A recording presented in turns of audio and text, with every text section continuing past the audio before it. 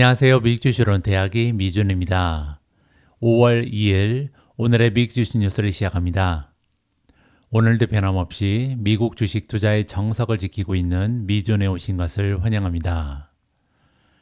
저희 집에서 사용하고 있는 식기 세척기가 지금 일주일째 말썽을 부립니다. 작동이 되다 또 말다 또 잘 되다가 서버리고요. 이렇게 자꾸만 고장이 나거든요. 그래서 지난 일주일 동안 저랑 제 와이프랑 좀 마음 고생을 했습니다. 설거지도 좀 쌓이고 스트레스가 굉장히 많이 발생하더라고요. 그래서 이번에 저랑 제 와이프랑 이런 대화를 나눴습니다. 우리가 삶을 살아가면서 행복하기 위해서는 굉장히 좋은 일이 자주 발생하고 이런저런 호재가 발생을 해야 우리가 행복한 삶을 누릴 수 있다. 이렇게 생각하기가 굉장히 쉬운데요. 정작 중요한 것은요, 작은 문제라도 없는 것이 더 중요할 수도 있다, 이런 생각을 했습니다. 예를 들어서 건강에 문제가 생긴다거나, 재정적으로 문제가 생긴다거나, 아니면 가족 중에 또 안 좋은 일이 생기고, 이렇게 삶에 자꾸만 문제가 생기게 되면 아무리 좋은 일이 많아도요, 삶이 그렇게 행복하다는 느낌을 갖기는 어려울 것 같습니다. 사실 식기세척기는 우리 삶에서 굉장히 작은 그런 부분에 불과하잖아요. 자, 이렇게 작은 이슈인데도 삶에 많은 스트레스를 주는 걸 보면서 한 번 더 우리가 행복하기 위한 조건을 생각할 수 있는 기회였습니다. 우리가 주식 투자할 때도 마찬가지인 것 같습니다. 다양한 종목을 선택해서 투자를 하고 있는데요. 얼마나 좋은 종목을 고르냐, 이것도 굉장히 중요하겠지만 더더욱 중요한 것은요, 잘못된 종목을 선정하지 않는 것일 수 있다, 이런 생각을 하게 됐습니다. 왜냐하면 아무리 좋은 종목이 많아도요, 만약에 두세 종목 폭락하는 종목이 우리 포트폴리오에 들어가 있으면요, 아무래도 전체적인 수익률은 많이 하락할 가능성이 높거든요. 따라서 약간 욕심을 줄이고요, 위험한 종목은 자제하는 것이 전체적으로 행복한 투자를 하기 위해서 굉장히 중요한 조건이 아닐까, 이런 생각을 아울러서 해봤습니다. 자, 오늘은 이렇게 식기세척기 덕분에 투자에 대한 전략에 대해서 한 번 더 생각해 볼 수 있는, 어떻게 하면 우리가 건강하고 행복한 투자를 할 수 있는지 생각해 볼 수 있는 소중한 기회가 마련됐던 것 같습니다. 자, 그러면 5월 2일 준비된 오늘의 미국 주식 뉴스 바로 시작합니다. 오늘도 어제 미국 증시의 시황부터 정리를 하도록 하겠습니다. 어제는 5월의 첫 번째 날이었죠. 4월 달에는 미국 증시가 굉장히 좋지 않은 추세를 보여줬기 때문에 5월을 맞이하면서 조금 반등을 해주려나, 분위기가 전환되려나, 이렇게 기대감을 가지고 있었는데요. 일단 첫 번째 날의 모습은 그닥 긍정적이진 않습니다. S&P 500 맵을 보시면요, 빨간색의 수가 녹색의 수보다는 훨씬 더 많아 보입니다. 물론 이제 메가테크 기업 중에 힘을 낸 기업들이 몇 개 있습니다.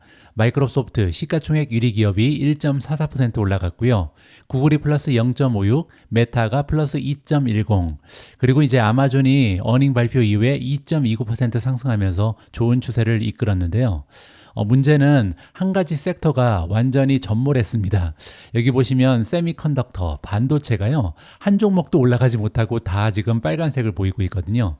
따라서 어제 미국 증시의 하락은 반도체가 주도했다, 이렇게 정리가 가능합니다. 실제로 S&P 500의 마켓 폭을 보시면요, 지금 시장의 마켓 브레스는 굉장히 낮습니다. 38.36까지 떨어졌거든요. 따라서 지금 현재 50일 이평선 이상으로 주가가 올라가 있는 종목은요, 500대 기업 중에 38%밖에 되지 않는다. 따라서 나머지 한 62% 정도는 주가의 흐름이 굉장히 좋지가 않다, 단기적으로 모멘텀이 많이 떨어졌다, 이렇게 볼 수가 있겠죠. 다음은 Fear and Greed 인덱스입니다. 공포 탐욕 지수죠. 자, 화면에 나와 있는 것처럼 아직까지는 35에 머물러 있습니다. 흔히 우리가 쫄아 있다 그러죠. 그래서 지금 시장이 약간은 쫄아 있는 것 같습니다. 여러 가지 악재가 쌓여 있으면서 분위기 반전이 그렇게 쉽지는 않은 상황이다, 이렇게 보시면 되고요. 반면 AAII 설문조사의 결과가 업데이트 되는데요. 5월 1일 날 발표된 결과에 따르면 분위기는 약간 좋아졌습니다. 불과 일주일 전만 해도 32.1%의 투자자들만 주가의 상승을 예상하고 있었는데요. 수치가 38.5까지 올라갔습니다. 따라서 AI 설문조사 결과에 따르면 이제 시장의 참여자 중에 한 40% 가까운 사람은요, 향후 6개월 이후에 현재 수준에서 주가가 올라가 있을 것이다, 이렇게 긍정적으로 전망을 가지고 있고요. 반면 32.5%는 아직까지 6개월 이후에 주가가 지금보다 떨어져 있을 것이다. 이렇게 부정적인 견해를 지켜내고 있습니다. 중립은 한 29%가 되고요. 그리고 38.5%는요. 역사적인 평균과 거의 비슷합니다. 미국 증시에 참여하고 있는 사람들은요, 보통 37.5%가 긍정적인 전망을 항상 가지고 있었고요. 부정적인 전망은 보통 31% 정도 됐습니다. 따라서 지금 현재 분위기는 뭐 그렇게까지 나쁘지는 않다. 이렇게 설명이 가능할 것 같습니다. 다음에는 3대 지수의 움직임을 확인하도록 하겠습니다. 다우존스는 올라갔습니다. 0.23% 소폭으로 상승을 했고요. S&P 500은 마이너스 0.34, 나스닥은 0.33% 떨어지면서 마감이 됐습니다. 다음에는 시장의 하락 추세를 이겨낸 성장주 이름을 좀 보도록 하겠습니다. 니오가 11.65% 급등하면서 가장 좋았고요. 차지 포인트가 플러스 6.77, 버진 갤럭틱 6.57% 올라갔습니다. 그 밖에도 스냅이 플러스 5.38, 인텔리아 플러스 5.14, 에디타스 플러스 4.99, 모비라이 마이너스 4.79, 사운드 하운드 AI 플러스 4.01, 고릴라 테크놀로지 플러스 3.98, 펠로톤 플러스 3.54, 리비안 플러스 3.48, 조비 에비에이션 플러스 3.37, 업스타트가 3.34% 올라가면서 가장 좋은 주가의 흐름을 보여줬습니다. 이 중에서도 니오가 군계 일학의 모습을 보여주고 있는데요. 자, 이렇게 주가가 많이 상승한 이유 하나가 있습니다. 매월 첫 번째 날에는요, 중국의 전기차 3인방, 리오토, 니오, 샤오펑 이렇게 세 기업이요, 그 전달에 대한 배송량을 업데이트하는 날입니다. 자, 어제도 이 세 기업이 4월 달에 얼마나 많은 자동차를 판매했는지 그 실적을 발표했는데요. 니오가 가장 좋았습니다. 한번 확인해 보시죠. 리오토 같은 경우는 4월 달에 25,787대를 인도하면서 가장 많은 차량을 인도하긴 했습니다. 하지만 전년 대비 성장률이 0.4%에 그쳤고요. 3월 대비해서는 11% 오히려 감소를 했습니다. 자, 그런데 니오를 보시면요. 2024년 4월에 15,620대를 인도하면서 전년 대비 성장률이 무려 134.6%를 기록했거든요. 물론 이제 판매 대수는 리오토에 비해서는 많이 떨어집니다. 하지만 그럼에도 불구하고 전년 대비 성장률이 굉장히 좋았기 때문에 지금 주가가 반등을 하고 있다. 이렇게 보시면 되고요. 니오 같은 경우는 2024년 현재까지 45,673대를 인도하면서 전년 대비 YTD로 21.2% 증가하는 좋은 수치를 보여주고 있습니다. 따라서 전기차가 전반적으로 굉장히 둔화되는 추세를 보이고 있는데 니오는 선전을 한다. 이렇게 보시면 되겠죠. 따라서 주가가 10% 이상 급등할 수 있는 계기가 마련됐다. 이렇게 설명이 가능하고요. 참고로 샤오펑 같은 경우는 4월 달에 10,000대를 판매하지 못했습니다. 하지만 전년 동기 대비 33% 증가했고요. 월별로는 지난달 대비 4% 증가했다. 이렇게 3대 기업의 전기차 판매량을 살펴볼 수가 있었습니다. 다음에는 어제 시장에서 주가 흐름이 가장 좋지 않았던 종목의 리스트입니다. 가장 위쪽을 보시면 스타벅스가 나오는데요. 15.88%나 급락을 했습니다. 스타벅스의 주가 흐름이 이렇게 좋지 않은 이유는요. 4월 30일 날 어닝 결과를 발표했는데요. 굉장히 끔찍한 결과가 발표가 됐습니다. 보시는 것처럼 미스가 나왔고요. 그거보다 더 중요한 것은 뭐냐면요. 매출이 지금 작년 대비 마이너스 성장을 했거든요. 따라서 스타벅스의 매출이 오히려 감소하면서 투자자들이 충격을 받았다. 이렇게 보시면 됩니다. DXYZ이 14.75% 추가적으로 떨어지면서 최근 일주일 동안 무려 38%나 폭락을 했습니다. 세 번째로 SMCI 슈퍼 마이크로 컴퓨터가 어닝을 발표하고 나서 14% 급락을 했는데요. 여기에 대해서는 자세한 소식을 조금 이따 다시 한번 정리를 해보도록 하겠습니다. DJT, 트럼프 미디어 앤 테크놀로지 마이너스 9.61로 네 번째로 좋지가 않았고요. 그 밖에도 AMD가 마이너스 8.91, 블록 마이너스 8.44, 암홀딩스 마이너스 5.85, 벌팁 홀딩스 마이너스 4.82, 브로드컴 마이너스 4.42, 엔비디아 마이너스 3.89, 마이크로 스트래티지 마이너스 3.45, 마지막으로 월프스피드가 3.40% 떨어지면서 가장 좋지 않은 추세를 만들어냈습니다. 어제 주가가 가장 많이 떨어진 종목들의 공통점이 보이는데요. 엔비디아도 그렇고 브로드컴, 벌팁 홀딩스, 암홀딩스, AMD 그리고 슈퍼 마이크로 컴퓨터까지 우리가 보통 인공지능 수혜주라고 불렀던 종목들이요. 어제 굉장히 좋지 않은 주가의 흐름을 보였다. 이렇게 공통점을 찾아볼 수가 있었습니다. 다음은 미준 탑13의 성적입니다. 6종목은 상승했는데요. 우버가 2.29% 반등에 성공을 했고요. 아마존이 플러스 2.29, 마이크로소프트 플러스 1.44, 비트코인이 1% 올라가면서 57,710에 머물러 있고요. 펄솔라 플러스 0.73, 마지막으로 팔란티어가 0.68% 상승했습니다. 나머지 종목은 마이너스를 보이는데요. TSMC가 1.75% 하락했고요.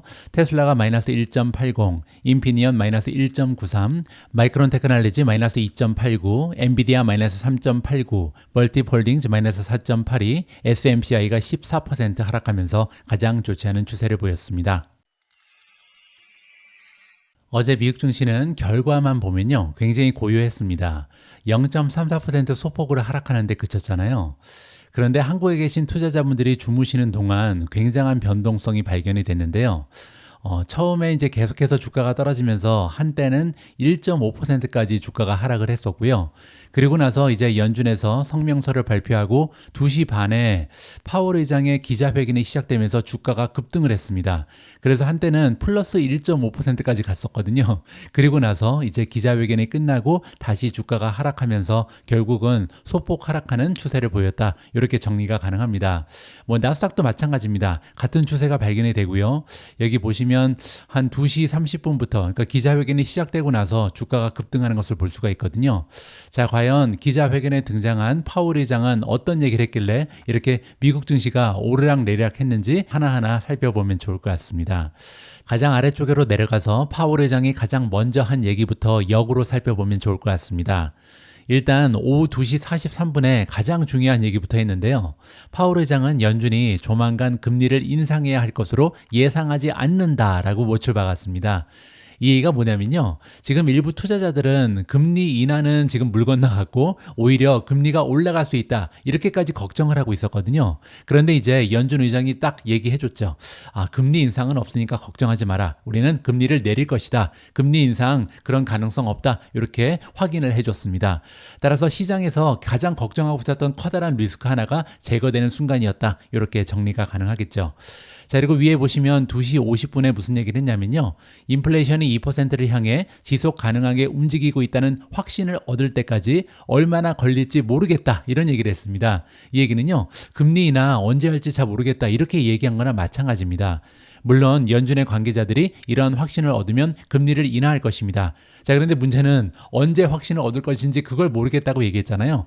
따라서 금리 인하의 시기는 조금 뒤로 미뤄졌다. 이렇게 해석하는 것이 맞습니다. 그는 연준이 올해 3차례 금리 인하에 대한 확신을 제때 얻을 수 있을 것으로 예상하는가? 이러한 질문에 대해서는 밝히지 않았다라고 나와 있습니다. 이 얘기는요, 여러분들 기억하실 겁니다. 지난 FOMC 미팅이 끝나고 나서 점도표가 발표됐잖아요. 그 점도표에 따르면 올해 2024년 금리가 3번 정도 인하될 것으로 전망이 나왔습니다. 0.75%포인트 내려갈 것이다. 이게 이제 공식적인 전망이었잖아요. 자, 그런데 이제는 더 이상 이러한 전망에 대해서 확신이 없다. 이렇게 우리가 유추를 해볼 수가 있는 거죠. 자, 그리고 그 위를 보시면요. 저의 개인적인 전망은 올해 후반에 인플레이션에 대한 추가적인 진전을 보게 될 것이다. 이렇게 이야기했습니다. 제가 별을 3개나 붙여놨는데요. 굉장히 중요한 얘기죠. 그래서 파월 의장의 개인적인 전망에 따르면 올해 금리 내린다. 걱정하지 마라. 굉장히 결정적인 얘기를 해줬죠. 자, 그리고 한 가지가 더 있는데요. 파월 의장은 스태그플레이션에 대한 논의가 어디에서 비롯된 건지 모르겠다고 얘기했습니다. 저는 스태그나 플레이션이 보이지 않는다라고 굉장히 좀 재미있게 얘기했는데요. 스태그플레이션은 뭐냐면 인플레이션이 잡히지 않고 계속해서 경기는 침체되는 이러한 모습을 얘기하는데요. 이거 역시도 일부 투자자들이 갖고 있는 시장에 대한 공포다. 이렇게 얘기하면 되겠죠.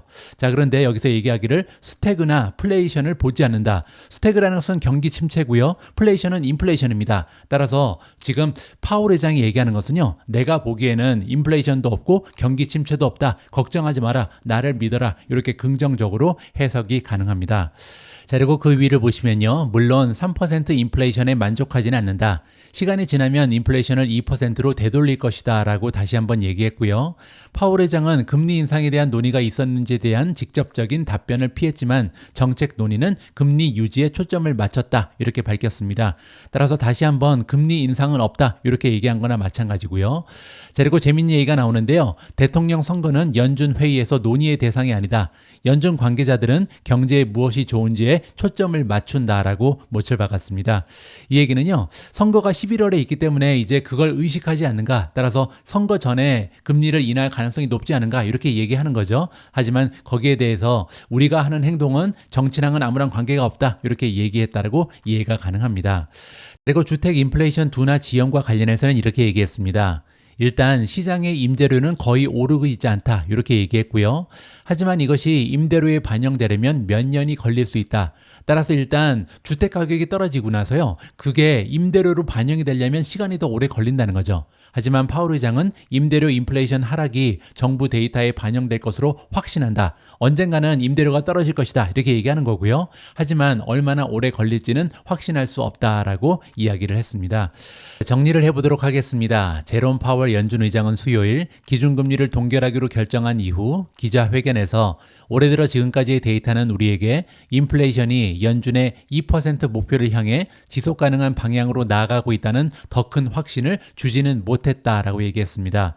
따라서 그 얘기는요, 연준이 금리를 인하하는데 좀 더 많은 시간이 걸릴 가능성이 높다. 따라서 올해 말까지 3번 정도 금리 인하가 나타날 가능성은 굉장히 희박해졌다. 이렇게 해석이 가능하겠죠.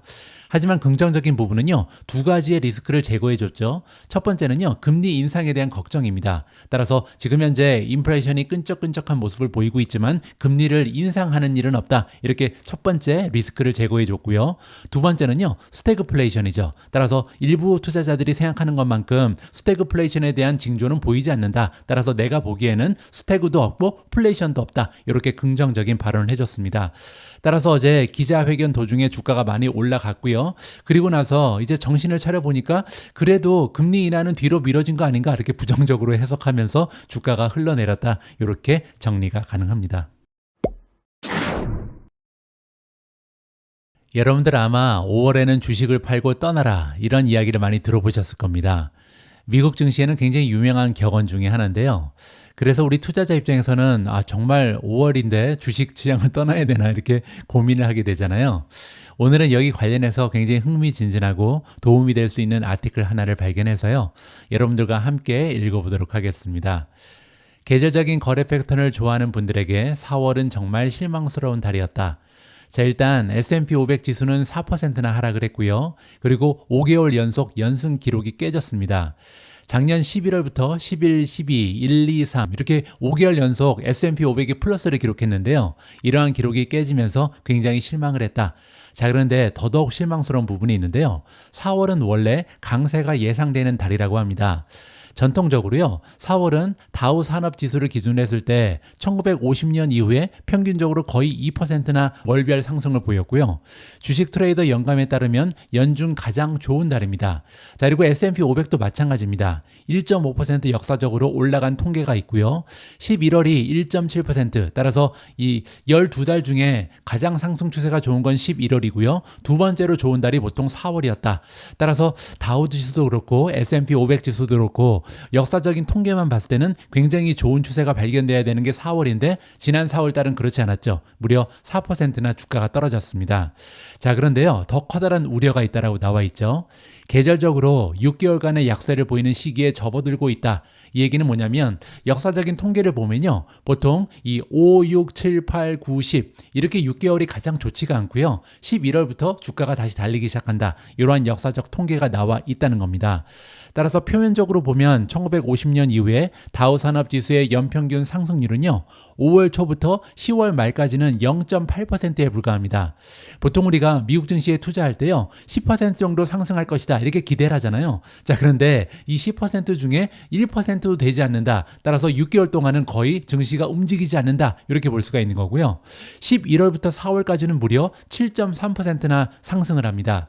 따라서 미국 증시의 상승률은 대부분 다 11월부터 4월에 모여있다. 이렇게까지 우리가 정리할 수가 있는 거죠. 따라서 5월에 팔고 떠나라라는 격언이 정당한 것으로 표면상으로는 보인다. 이렇게 정리가 가능하겠죠. 자, 그러면 우리 투자자 입장에서는 지금 가지고 있는 주식을 다 팔고 시장에서 빠져나가는 것이 나의 수익률에 도움이 되지 않을까, 이렇게 질문을 가질 수 있는데요. 거기에 대한 답이 나와 있는데 그렇지는 않다라는 것이 답입니다. 자, 무슨 얘기인지 한번 읽어보시죠. 데이터 트랙의 니콜라스 콜라스라는 전문가가 나오는데요. 더 짧은 기간 동안 분석을 다시 한번 해봤다고 합니다. 이번에는요, 1980년부터 지금까지 44년간의 미국 증시의 역사인데요. 6개월간의 최고 전략을 살펴봤다라고 합니다. 그리고 또한 데이터를 더 작은 기간으로 나누었고요. 자, 그 결과가 여기 나와 있는데요. 1년을 세 부분으로 나눴습니다. 처음에는 1월부터 5월, 그리고 6월부터 10월, 마지막으로 11월, 12월 이렇게 세 부분으로 나눴는데요. 그 중에서 주가의 상승이 가장 도드라졌던 부분은 물론 11월, 12월입니다. 단 2개월 만에 주가가 무려 3.3%나 급등을 했거든요. 따라서 11월, 12월은 1년 중에 가장 주가가 많이 올라가는 기간이다. 이렇게 볼 수가 있고요. 두 번째로 좋은 기간은요. 1월부터 5월입니다. 무려 4.6%나 급등을 했거든요. 5개월 만에 4.6은 굉장한 수치죠. 자, 그리고 보시는 것처럼 6월 달부터 10월 달이 가장 좋지가 않습니다. 주가가 1.8% 올라가는데 그쳤다. 자, 그리고 이 세 기간을 다 합쳐서 10.3% 정도 미국 증시는 1년에 올라간다. 이렇게 정리하면 됩니다. 자, 따라서 위의 통계를 봐도 6월부터 10월까지 5개월 동안 S&P 500이요. 다른 기간에 비해서 눈에 띄게 약세를 보였다는 것을 다시 한번 확인해 볼 수가 있는 거죠. 자, 그런데 여기서 우리가 착각하면 안 되는 게 있는데요. 약세가 하락을 의미하는 것은 아니다. 그 얘기는 뭐냐면요. 마이너스가 아니라는 거죠. 자, 다른 기간에 비해서 수익률의 향상이 조금 적었다는 거지 이게 떨어진다는 의미는 아닙니다. 따라서 S&P 500은요. 가장 약세를 보인 5개월 동안도 2% 가까이 상승을 했다. 이렇게 지금 우리가 정리하면 좋을 것 같습니다. 따라서 콜라스의 의견에 따르면요. 이 기간 동안 투자를 하지 않는 것은 현금을 놀리는 것이며 물론 모든 미미한 성과가 주식 수익률을 극대화하는 데 도움이 된다. 지금 1년에 10% 정도 우리가 수익을 얻을 수 있는데 만약에 5개월, 6개월 정도 떠나 있으면요. 10% 못하겠죠. 따라서 계속해서 주식시장에 머무르는 게 더 낫다. 이렇게 결론을 도출해 볼 수가 있겠습니다. 자, 그리고 또 한 가지의 의견이 나오는데요. 주식 트레이더 영감의 제프 허쉬라는 전문가의 의견입니다.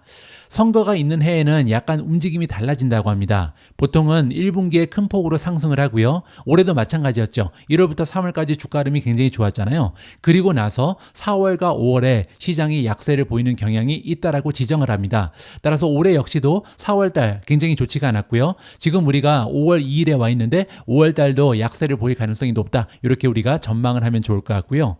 하지만 연중의 마지막 7개월은 상승하는 경향이 있다.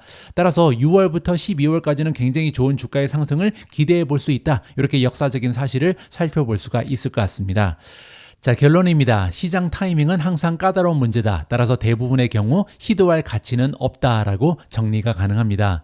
저도 방송에서 몇 번 말씀드린 것처럼 우리 개인 투자자들이요. 자꾸만 시장을 이기지 못하는 이유는요. 자꾸만 타이밍을 잡기 위해서 노력하기 때문입니다. 정말 중요한 것은요. 시장을 떠나지 않고 대신 우리가 가지고 있는 종목들의 추세를 계속해서 살펴보면서 추세가 좋은 종목으로 자금을 이동하는 것이 점점 더 좋은 수익률을 낼 수 있는 가장 최선의 방법이다. 저는 개인적으로 그렇게 판단하고요.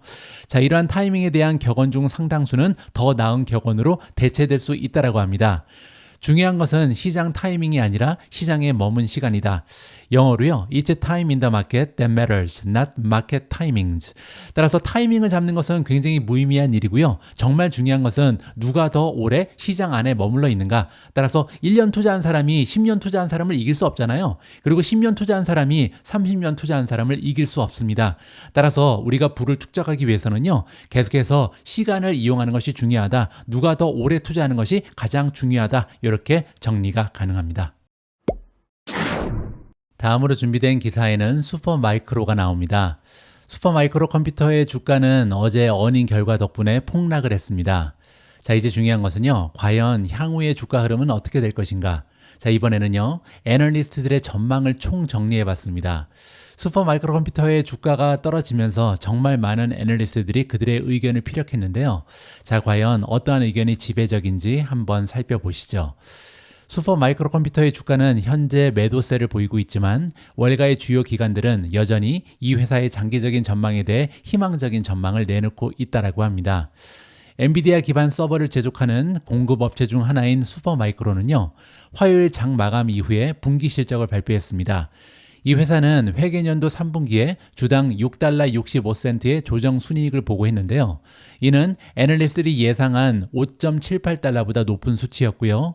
슈퍼마이크로는 또한 2024년 회계년도 매출 가이던스도 이전에 예상했던 범위와 애널리스트들의 예상했던 것보다 상향 조정했습니다. 따라서 어닝 결과도 굉장히 좋았고요. 가이던스를 상향 조정했기 때문에 호재가 많이 있었죠. 하지만 문제 하나가 있었는데요. 매출 부진입니다. 슈퍼 마이크로 컴퓨터의 주가를 14%까지 하락시킨 이유는요. 지난 분기에 38억 5천만 달러의 매출을 기록했는데 컨센서스의 예상치는요. 39억 5천만 달러였습니다. 따라서 미스가 발생하면서 주가가 이렇게 많이 떨어졌다. 이렇게 정리가 가능하겠죠. 하락에도 불구하고 월가의 기관들은요, 대체로 슈퍼 마이크로 컴퓨터의 주가에 대해서 강세 전망을 유지했다라고 나옵니다. JP 모간, 바클레이즈, 그리고 뱅크 오브 아메리카는요, 모두 비중 확대, 매수의 의견을 재차 유지했다라고 정리가 가능하죠. 자, 한 군데 한 군데 계속해서 살펴보도록 하겠습니다. JP 모간은요, 새 은행 중 가장 높은 목표 주가를 제시했는데요. 애널리스트 이름은 삼익 채터지입니다. 목표 주가는 1150달러고요. 화요일 종가가 738.3이기 때문에 약 56%의 상승 여력이 있음을 의미한다. 이렇게 정리가 가능하겠죠. 자, 무슨 얘기를 하는지 한번 들어봐야겠습니다. 강력한 매출 모멘텀이 보인다. 그리고 지속적인 업계의 수요 모멘텀에 계속해서 긍정적인 놀라움을 느끼고 있다. 따라서 이렇게까지 모멘텀이 강력하게 유지될지 몰랐다는 얘기죠. 따라서 수요가 잦아들지 않는다. 계속해서 넘쳐나는 수요 때문에 계속해서 매출도 올라간다. 이렇게 정리가 가능할 것 같습니다. 다음에는 뱅크 오브 아메리카고요. 애널리스트는 루플루 바타차리아입니다. 주가가 1090달러까지 상승할 것이다. 목표 주가를 제시했고요. 그렇게 되면 지금 현재 주가에서 플러스 47.6%가 가능합니다. 다음에는 바클레이고요. 애널리스트 이름은 조지 왕입니다. 조지 왕 같은 경우는 목표 주가를 961달러에서 1000달러까지 상향 조정했습니다. 그렇게 되면 35.4% 상승 여력이 남아 있고요. 조지 왕에 따르면요. SMCI 슈퍼마이크로가 6월 분기 매출 가이던스에서 그의 현장 상황 점검과 일치하는 견조한 실적을 예고했다. 이렇게 밝혔는데요. 직접 현장 상황을 살펴봤더니 매출 가이던스랑 맞아 떨어졌다. 따라서 지금 현재 현장이 굉장히 좋다. 업계의 현황이 굉장히 강력하다. 이렇게 얘기하는 거죠. 또한 다가오는 9월 분기 그리고 12월 분기에는요. 공급이 개선될 가능성이 높고 또한 AI 순풍으로 인해서 분기가 지날수록 성장할 것으로 예상이 된다. 따라서 지금보다 오히려 가면 갈수록 더 좋은 매출의 성장 추세를 발견할 수 있는 것이 SMCI다. 이렇게 칭찬하는 거죠. 조지 왕은 또한 CY 캘린더 이어의 약자고요. 2025년에 접어들면서 내년부터는 중동과 스웨덴, 일본, 한국, 말레이시아가 향후 몇 분기 동안 더 많은 AI 매출 여력을 제공할 것으로 예상된다. 따라서 국가 AI 수요에 새로운 물결도 예상된다라고 덧붙였습니다. 이 얘기는요. 젠슨 황이 굉장히 자주 한 얘기입니다. 젠슨 황이 얘기하기를 지금은 AI 물결의 첫 번째 단계에 불과하다. 그 얘기는요. 대부분의 매출이 다 이 데이터 센터라고 부르는 클라우드 쪽에서 발생하잖아요. 구글, 마이크로소프트, 아마존이 최대 고객입니다. 자, 그런데 이러한 고객이요. 점점 확장될 것이다. 두 번째 단계에서는요. 수많은 엔터프라이즈, 즉 많은 기업들이 AI 물결에 합류를 하면서 두 번째 단계의 수요가 발생하게 되고요. 세 번째는요. 국가 주도의 이러한 AI 수요다. 이렇게 보시면 됩니다. 따라서 조지 왕이 얘기하는 건 뭐냐면요. 내년부터는 중동 국가라든지 스웨덴, 한국, 일본, 말레이시아 같은 국가에서 돈을 많이 쓸 것이다. AI에 엄청난 지출을 할 것이다. 그때 이제 수혜를 받는 기업들이 많이 있을 텐데 그 중에 하나가 엔비디아, 또 하나는 슈퍼 마이크로 컴퓨터다. 이렇게 보시면 될 것 같습니다. 바클레이의 조지 왕은 또한 호퍼 수요는 제품 전환이 다가오고 있는 점을 고려할 때 예상보다 훨씬 더 강력하다는 얘기했습니다. 따라서 매수 의견을 계속해서 유지한다. 이렇게 얘기했는데요. 자, 이 얘기는 뭐냐면 현재 호퍼라는 것은요. 지는 별이라는 거죠. 왜냐하면 블랙웰이라는 새로운 GPU가 출시가 됐잖아요. 따라서 올해 말부터는 블랙웰을 판매할 계획인데 블랙웰이 지금 출시된다는 것은요. 호퍼에 대한 수요는 원래 줄어야 정상이죠. 자, 그런데 그럼에도 불구하고 지금 고객사들은요. 아직까지도 호퍼를 계속 찾고 있다는 겁니다. 따라서 제품 전환이 임박했음에도 불구하고 올드 버전이 계속해서 잘 팔린다. 따라서 굉장한 수요가 있다라고 다시 한번 우리가 확인을 해볼 수가 있는 거죠. 다음에는 로젠블렛이라는 투자기관이고요.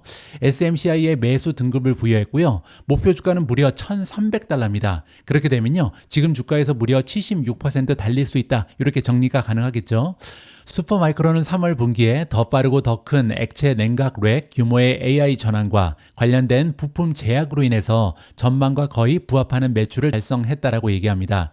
그 얘기는요. 부품 제약이 없었으면 더 많은 매출을 달성할 수 있었는데 손해를 봤다. 이렇게 해석이 가능하죠. 총이익은 15.6%로 우리 모델에서 예상했던 것보다 더 나은 GM은 그로스 마진의 약자입니다. 총이익이죠. 상승세를 보였다. 따라서 총이익도 조금씩 나아지고 있다라고 칭찬하는 거죠. 로젠블렛은요, SMCI를 AI의 스위스라고 부릅니다. 이 얘기는 뭐냐면요, 엔비디아가 없어도 살 수 있다는 거죠. 따라서 AMD가 성공하건 아니면 인텔이 성공하건 GPU를 누가 만들건 SMCI는 살아남을 수 있다. 이렇게 해석이 가능하고요.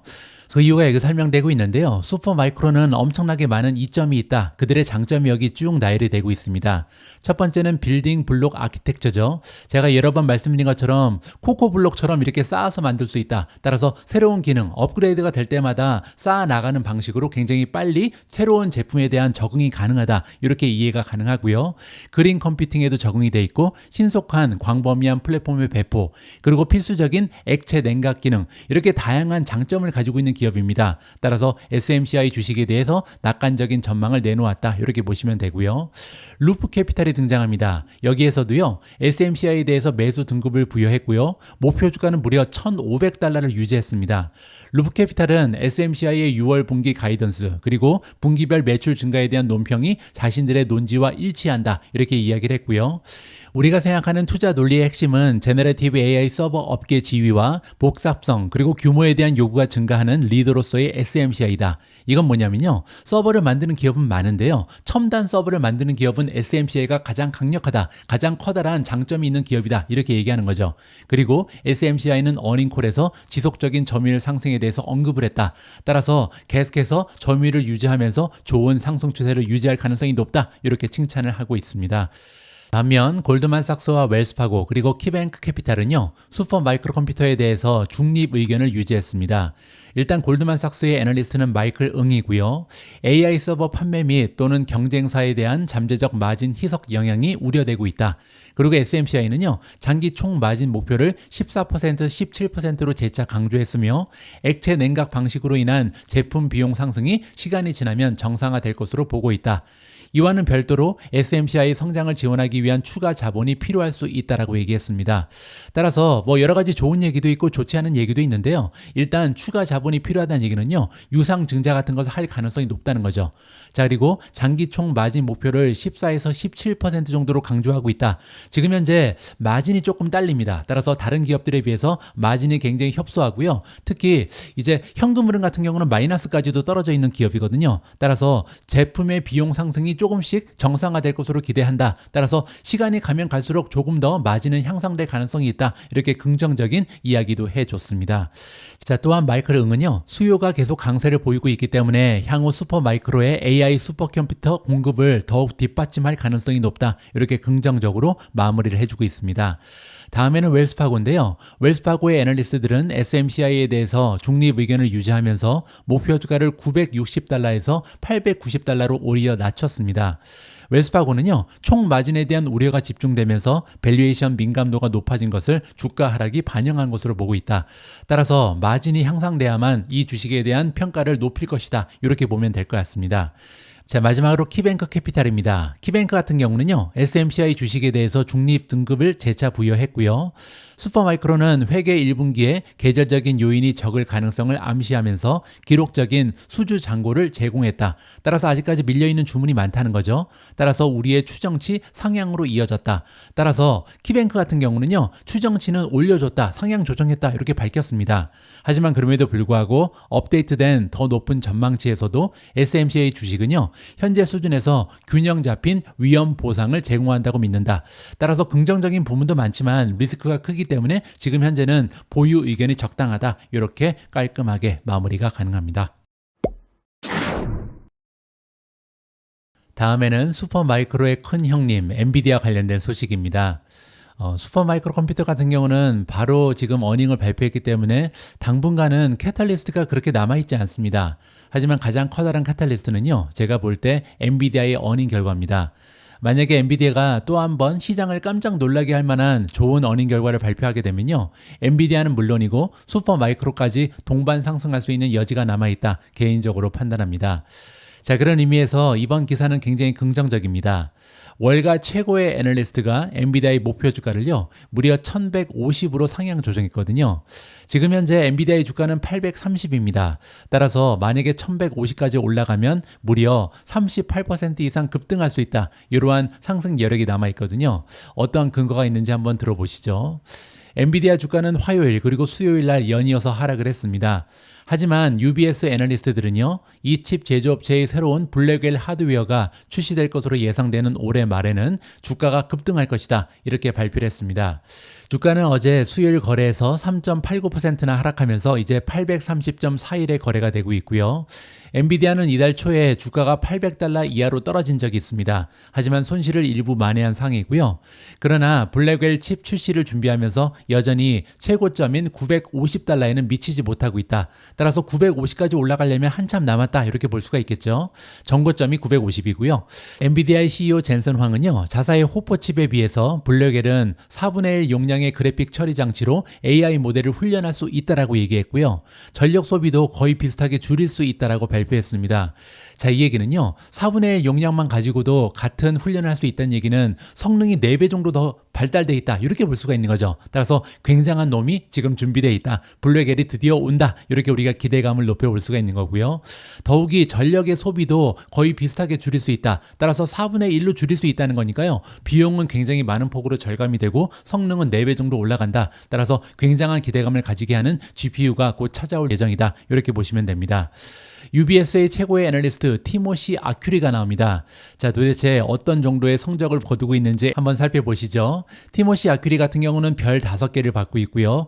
8,800명 중에 3위에 랭크가 되어 있습니다. 따라서 최고의 전문가라는 타이틀이 아깝지 않은 대단한 성적이다. 이렇게 보시면 되고요. 석세스 레이트는 74%나 되고요. 에버리지 리턴은 지난 1년간 34.2%를 거두고 있습니다. 따라서 최근에 우리가 살펴봤던 성적표 중에 최고의 성적표다. 이렇게 보시면 되고요.